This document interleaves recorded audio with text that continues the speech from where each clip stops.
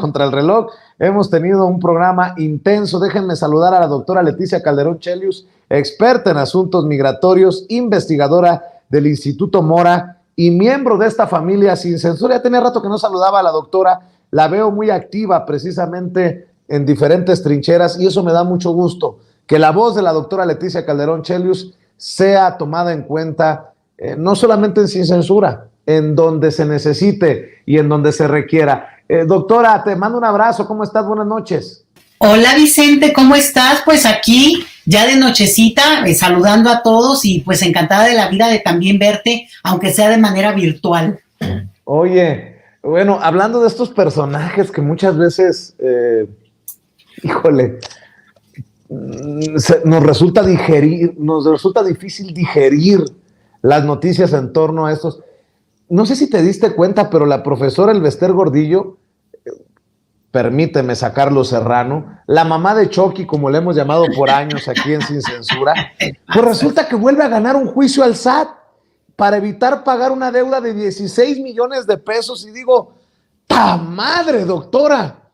No solamente nos la vendieron por casi muerta, que pobrecita se tenía que ir a su apartamento a prisión domiciliaria, resulta que se aventó un procedimiento, no sé qué se hizo, y se ve más joven que yo, se casó, anda vendiendo su mansión por $6 millones allá en Coronado, en el área de San Diego, y ahora le gana al SAT con todo lo que significa Yanni Salinas Pliego. No, anda con todo la doctora, la profesora Elvester Gordillo, y en un descuido por ahí, me la regresan a las campañas políticas porque la oposición anda por la calle de la amargura. Pero ¿cómo ves este caso el extraño caso de Elvester Gordillo, doctora? Pues mira, primero que nada, si siguen existiendo los pluris, como estamos viendo que está, pues que es un salvamento, ¿no? Pues lo que vamos a ver, Vicente, son muchos personajes de este perfil candidateándose y al rato de senadores o diputados.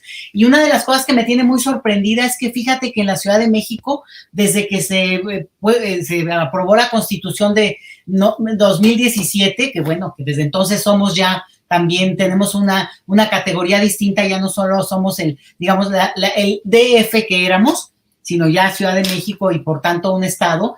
Fíjate que es interesante que los diputados en la Ciudad de México, me enteré hoy, fíjate, para que veas qué burra, pero me enteré hoy, no tienen fuero y por tanto sí están, digamos, tienen que rendir cuentas y no taponearse con esta figura del fuero, que tiene un origen noble, tan noble como el asunto mismo de los pluris, Vicente, el mismo, lo que podría ser también el amparo, pero como lo han tergiversado es impresionante. Entonces, dicho por acá, pues la podríamos ver de senadora o de diputado justo para tener fuero y poderse cubrir de algo que le puedan encontrar.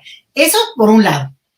Pero por el otro, lo que te demuestra el caso de la maestra Elvester Gordillo es como la ley misma, por eso es tan complicado nuestro sistema, Vicente, cómo la ley misma está hecha para cubrir a quienes delinquen. O sea, hay un punto en el cual está puesto en la ley, incluso de manera constitucional, lo estamos viendo ahora con lo de la propuesta de reforma electoral, que ni la discuten, porque justo ahí se puso el monto que se les va a dar, sea a los partidos políticos, ¿me entiendes? Cosas que le pusieron tal rango o está puesto de tal manera que no es delito.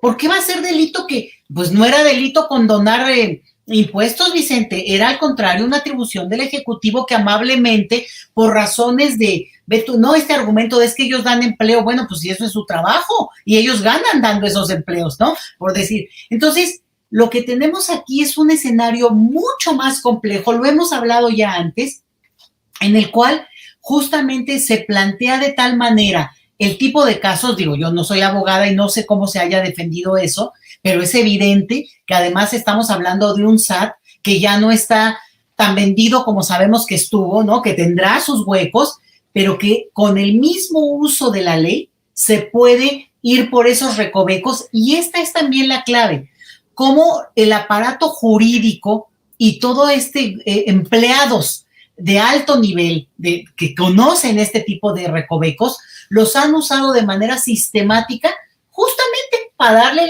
la vuelta y al final beneficiarse sin que sea ilegal. Y entonces no puede ser.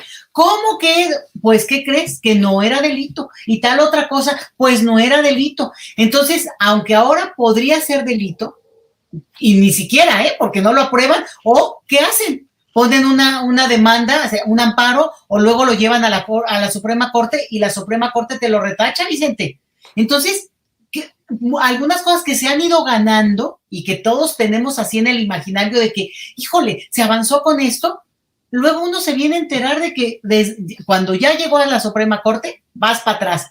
Entonces, es muy complejo, nos muestra lo barroco de nuestro sistema, pero también de la poca voluntad de esa oposición que se defiende con las garras para no entender el cambio de época hasta planetaria, Vicente. O sea, no hay lugar en el planeta donde, bueno, debe haber algunos, ¿verdad? Pero, digamos, como figura, lo digo, donde no se esté discutiendo esto de la desigualdad extrema, de que no haya un punto en el que se diga, hasta por ecología, hay que tener una economía más humana, más del día a día, más, ¿no? O sea, no están dispuestos ni a eso. Entonces, me sorprende, pero desafortunadamente sí lo digo. Si ganó el juicio, quiere decir que encontraron los recovecos y esta mujer es capaz, te digo, de al rato que la veamos como senadora o diputada. Así se las gastan, Vicente. Y ojo con este sistema judicial que necesita una limpieza. Total. Ojo con el caso de Emilio Lozoya Austin y el tema de agronitrogenados. Aguas con el caso de César Duarte, el exgobernador priista de Chihuahua. Nada más porque quiero quedar en el récord, doctora, de que lo alerté. Porque hay cosas ahí extrañas que he estado leyendo, ¿no? Oiga,